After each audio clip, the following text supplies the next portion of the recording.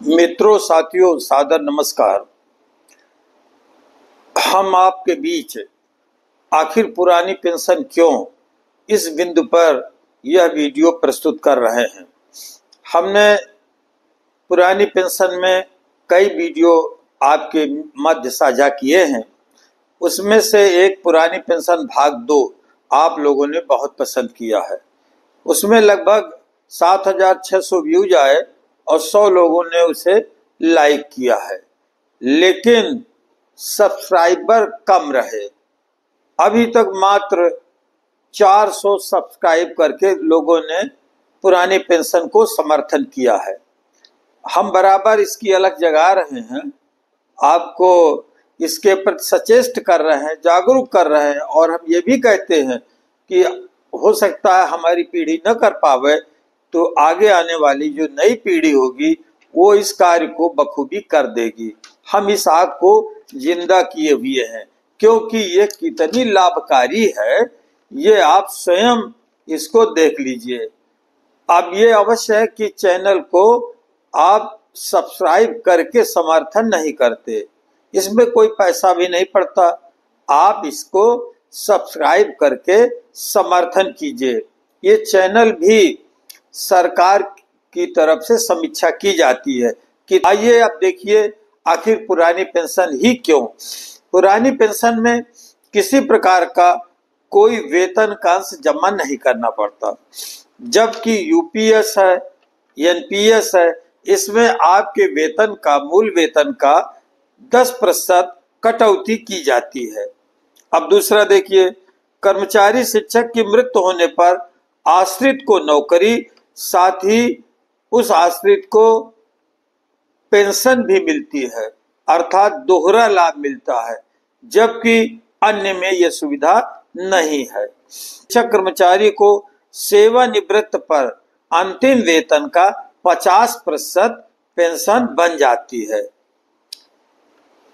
चौथा, पेंशनर की मृत्यु के बाद उसके आश्रित को 60% पेंशन स्वमेव तय हो जाती है।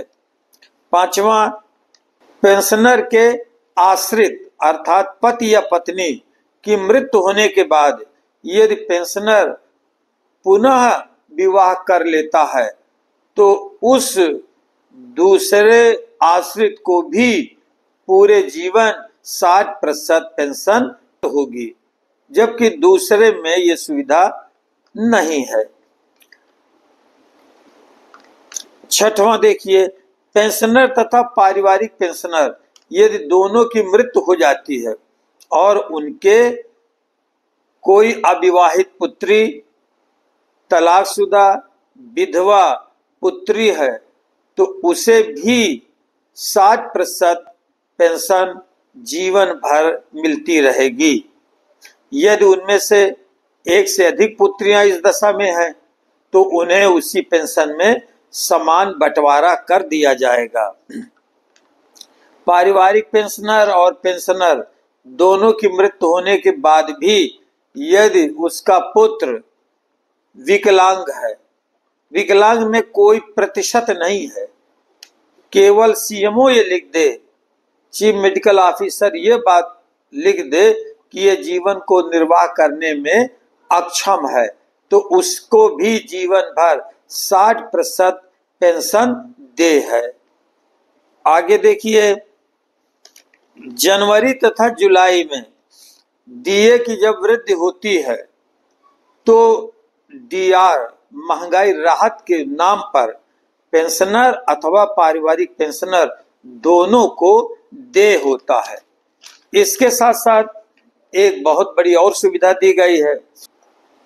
यदि पेंशनर की आयु 80 वर्ष हो गई है तो मूल वेतन का 20%, 85 30%, 90 40%, 95 50% और 100 वर्ष हो जाने पर उसको 2 गुना पेंशन मिलेगी।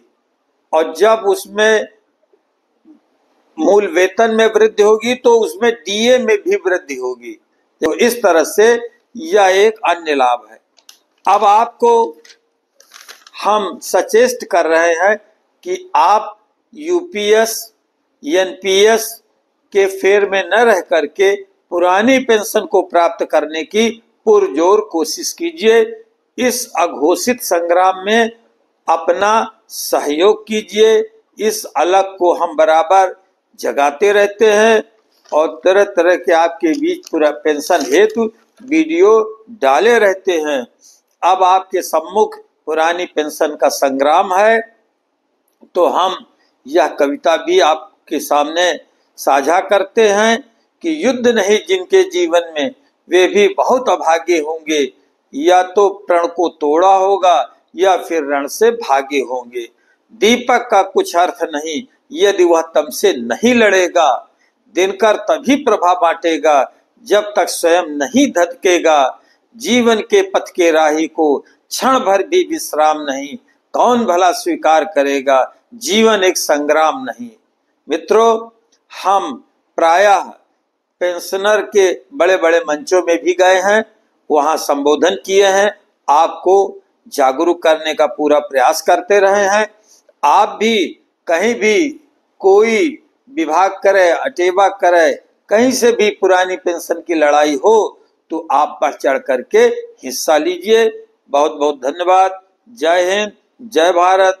एक बार पुनः आपसे निवेदन है कि पुरानी पेंशन के इस वीडियो को आप अधिक से अधिक समर्थन अर्थात सब्सक्राइब करके सहयोग कीजिए। बहुत बहुत धन्यवाद।